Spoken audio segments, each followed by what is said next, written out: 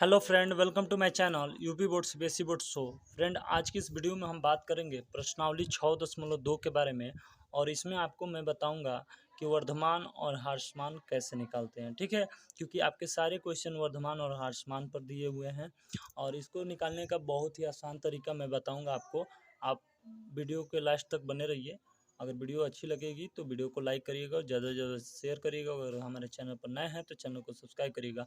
और इससे पहले मैंने 6.1 का वीडियो बना दिया है, उसका लिंक आपको डिस्क्रिप्शन में मिल जाएगा। तो चलिए स्टार्ट करते हैं बिना देर किए। प्रश्नावली 6.2 देखिए, बोल रहा है कि सिद्ध कीजिए कि r बराबर एफ ऑफ एक्स 3x+17 से प्रदत्त फलन वर्धमान है।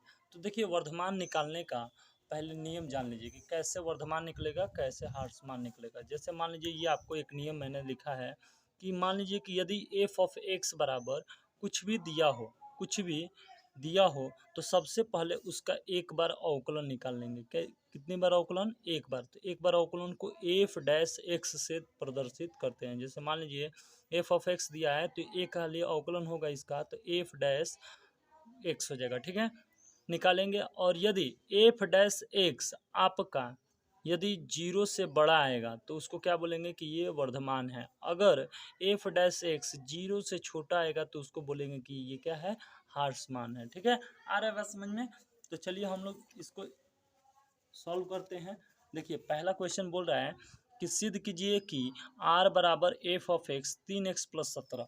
देखिए, एफ ऑफ एक्स बराबर आपको दे दिया गया है।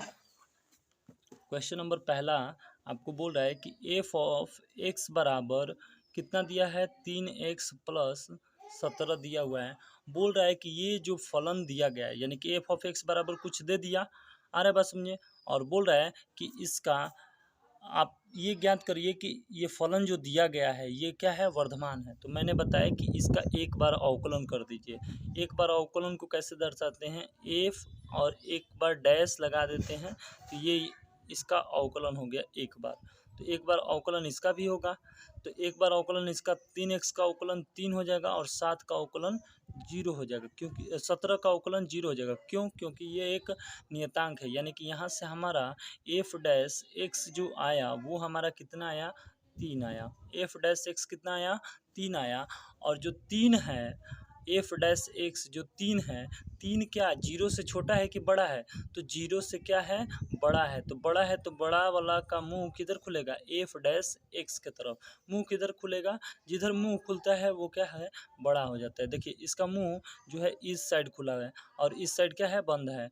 अगर मान लीजिए यही मुंह, अगर एफ डैश एक्स मुंह इधर के साइड खुला होता तो यानी कि जीरो क्या होता है, बड़ा होता। लेकिन ये तो है नहीं, दिया क्या है, एफ डैश एक्स जो है जीरो से क्या हो गया है, बड़ा हो गया है। क्यों? क्योंकि एफ डैश एक्स का मान कितना आया है, 3।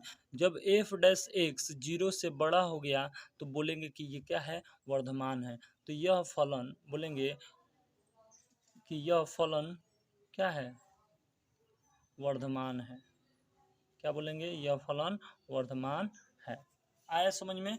अब चलिए दूसरा क्वेश्चन इसका देखते हैं। दूसरा क्वेश्चन क्या बोल रहा है, देखिए, बोल रहा है कि सिद्ध कीजिए कि r बराबर एफ ऑफ एक्स बराबर ई के घात 2x में प्रदत्त फलन क्या है, वर्धमान है। देखिए, ये भी क्या बोल रहा है, वर्धमान आपको ज्ञात करना है।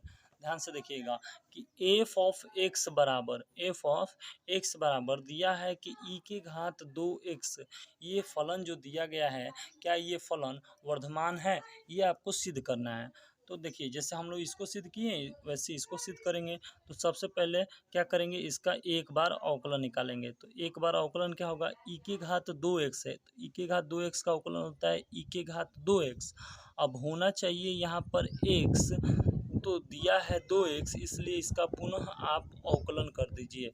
यानी कि एफ डैश एक्स बराबर ई के घात 2x तो होगा, और 2x का पुनः अवकलन क्या हो जाएगा, 2 हो जाएगा। यानी कि हमारा जो आया एफ डैश एक्स वो निकल कर कितना आया, ई के घात 2x और इंटू में 2। या आप इसको ऐसे भी लिख सकते हैं कि एफ डैश एक्स, दो जो इधर है उसको आगे लिख दीजिए, यानी कि 2 ई के घात 2x। अब सोचिए कि ये जीरो से बड़ा है कि छोटा है। देखिए, मान लीजिए कि ये जो संख्या है, ये जो संख्या है 2x है, अगर मैं यहाँ पर जीरो भी रखता हूँ तो ये ई के घात जीरो हो जाएगा, ई के घात जीरो हो जाएगा, यानी कि ई के घात जीरो का मान क्या हो जाएगा 1, और आगे क्या लगा है 2, तो 2 से गुणा यानी कि ये 2, तो यानी कि ये जीरो रख रहे हैं, सबसे छोटी संख्या जीरो को रख रहे हैं, तो भी ये क्या आ रहा है प्लस में आ रहा है, क्या आ रहा है प्लस में आ रहा है। आ रहा है बात समझ में, आ रहा है कि नहीं समझ में, यानी कि ये जो होगा हमेशा जब 2 से गुणा होगा तो ये क्या होगा, ये जो वैल्यू आएगी वो हमेशा क्या आएगी पॉजिटिव आएगी, यानी कि ये जो फलन है वो हमारा, देखिए आपको ये जो निकालना होता है, ये जो वर्धमान और ह्रासमान जो निकालना है वो देखिए ये यहाँ पर रियल नंबर पर भी निकालना है, किस नंबर पर, रियल नंबर मतलब कि वास्तविक संख्या पर निकालना है, ठीक है। आ रहा है बात समझ में, तो वास्तविक संख्या का कोई भी मान रखेंगे और उसमें 2 से गुणा करेंगे तो वो कभी भी 0 से बड़ा ही आएगा, क्योंकि ये आगे 2 है, ठीक है, तो ये क्या होगा 0 से बड़ा आएगा, यानी कि एफ डैश एक्स का मान जो है वो क्या आया 0 से बड़ा है। अतः हम कह सकते हैं, अतः हम कह सकते हैं कि जो फलन है, अतः फलन क्या एफ ऑफ एक्स बराबर ई के घात 2x जो है यह क्या है वर्धमान है, अतः फलन वर्धमान है, ठीक है। आ रहा है बात समझ में, इतना पेपर में कर दीजिएगा, नंबर आपको फुल मार्क्स मिल जाएंगे, ठीक है।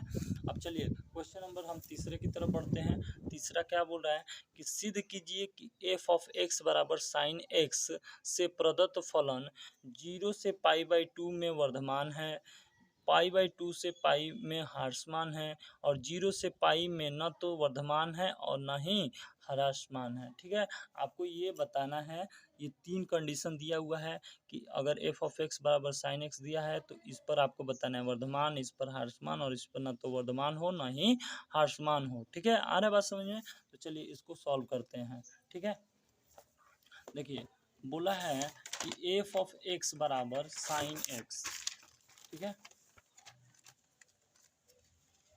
बोला है तीसरा क्वेश्चन कि एफ ऑफ एक्स बराबर आपको दिया है साइन एक्स, और कंडीशन नंबर 1 दिया है कि 0 से जो होगा वो π/2 तक क्या हो वर्धमान हो, ठीक।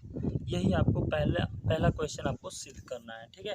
तो देखिए सबसे पहले मैंने बताया कि वर्धमान के लिए या फिर ह्रासमान के लिए आप सबसे पहले क्या करिए, इसका अवकलन कर दीजिए, तो इसका एक बार अवकलन कर दीजिए तो एफ डैश एक्स बराबर क्या हो जाएगा साइन एक्स का अवकलन, सॉरी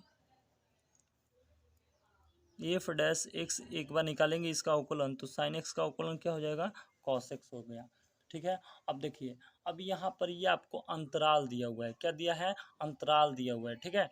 तो देखिए जो अंतराल दिया है 0 से π/2, तो इस अंतराल पर लिखेंगे कि जो यहाँ पर मैं इसको यहाँ पे लिख देता हूँ कि अंतराल 0 से, पेपर में ऐसे लिखिएगा, इतना निकालने के बाद कि नीचे से लिखिएगा, हमारे पास इतना जगह है इसीलिए लिख दे रहा हूँ, लिखिएगा कि अंतराल 0 से π/2 पर कॉस एक्स हमेशा क्या होता है धनात्मक होता है, हमेशा क्या होता है धनात्मक होता है, ठीक है। आप लोग 11th में पढ़े होंगे 0 से π/2 जो रेंज दिया रहता है उस पर क्या होता है धनात्मक होता है, कॉस एक्स की वैल्यू क्या होती है 0 से π/2 के बीच में धनात्मक होती है, जैसे कॉस 0 का मान क्या होता है 1 होता है और cos 90 का मान 0 होता है, तो 0 ये देखिए इस cos 0 रखेंगे तो 1 आ जाएगा, cos 90 रखेंगे तो 0 आ जाएगा, यानी कि 1 और 0 क्या हो गए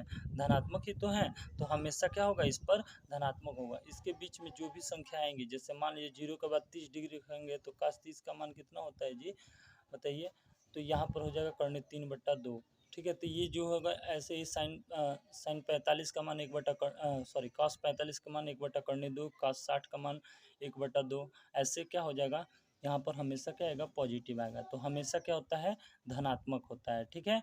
आ रहा है बात समझ में, धनात्मक होता है। लिख देंगे। अब जब हमेशा धनात्मक होता है तो ये जो एफ डैश एक्स आया वो कॉस एक्स है, वो इस और इस बिंदु के बीच धनात्मक है, यानी कि ये क्या होगा, जीरो से बड़ा होगा। जीरो से क्या होगा जी, हमेशा बड़ा होगा, यानी कि एफ डैश एक्स जो होगा हमेशा जीरो से बड़ा होगा। अतः लिखेंगे कि अतः जीरो से, ठीक है, पाई बाई टू, जीरो से पाई बाई टू पर फलन क्या है, वर्धमान है, वर्धमान है, यही सिद्ध करना था, वर्धमान है। तो ये इति सिद्ध लिख दीजिए, इति सिद्ध, ठीक है समझ में। अब इसका सेकंड पार्ट देखते हैं। सेकंड पार्ट क्या बोल रहा है कि देखिए, इसका सेकंड पार्ट बोल रहा है कि पाई बाई टू से पाई पर ये वैल्यू बताइए। देखिए हमने एक बार निकाल लिया इसका अवकलन, तो अब पाई बाई टू से पाई पर पूछे या जीरो से पाई पर पूछे कोई बात नहीं है, ठीक है, आ रहा है बात समझ में। तो देखिए, तो यहाँ पर इसका दूसरा पार्ट हम करते हैं। ये बोल रहा है कि पाई बाई टू से पाई पर, देखिए पाई बाई टू से पाई पर इस अंतराल पर कॉस एक्स जो होता है, कॉस एक्स हमेशा क्या होता है, ऋणात्मक होता है। इसलिए एफ डैश एक्स जो होगा वो लेस देन जीरो होगा। इसलिए हम कह सकते हैं, इसलिए हम कह सकते हैं कि पाई बाई टू से जो पाई तक का रेंज है में फलन जो होगा वो क्या होगा, ह्रासमान होगा। क्या होगा, ह्रासमान होगा। आ रहा है बात समझ में, ह्रासमान होगा, ठीक है, आ रहा है बात समझ में। ये इसका दूसरा पार्ट था, सॉरी ये लिख दिया मैंने, ये दूसरा पार्ट था, ठीक है। अब इसका तीसरा पार्ट क्या बोल रहा है, देखिए दोनों ये भी सिद्ध हो गया, तो इसको इति सिद्ध लिख दीजिए, इति सिद्ध, ठीक है। यही हमको बोला था कि पाई बाई टू से पाई पर क्या है, वैल्यू ह्रासमान है। अब तीसरा बोल रहा है कि जीरो से पाई में न तो वर्धमान है और न ही ह्रासमान है, ठीक है। तो ये कैसे करेंगे, तो देखेंगे हम कि अंतराल जीरो से पाई पर जो कॉस एक्स धनात्मक और ऋणात्मक दोनों होता है, यह आप जानते हैं, ठीक है। 11th में ये आप अच्छे से जानते हैं कि कॉस एक्स जो होता है जीरो से पाई पर धनात्मक भी होता है और ऋणात्मक भी होता है, ठीक है, आ रहा है बात समझ में। तो इसके बीच में जितनी भी वैल्यू आती हैं उसको रख के देखिएगा, आपको धनात्मक और ऋणात्मक दोनों मिलेगा। जब धनात्मक ऋणात्मक दोनों होता है, ठीक है, दोनों होता है, ठीक है, अतः हम कह सकते हैं कि यह न तो वर्धमान है और न ही ह्रासमान है। आ रहा है बात समझ में, ठीक है। तो इस तरह से आप पेपर में लिखिएगा, आपको अच्छे नंबर मिलेंगे, ठीक है। तो ये भी सिद्ध करना था, तो ये लिख दीजिए इति सिद्ध, कि आपने सिद्ध कर दिया, ठीक है। अब नेक्स्ट क्वेश्चन देखते हैं, इसका क्वेश्चन नंबर चौथा।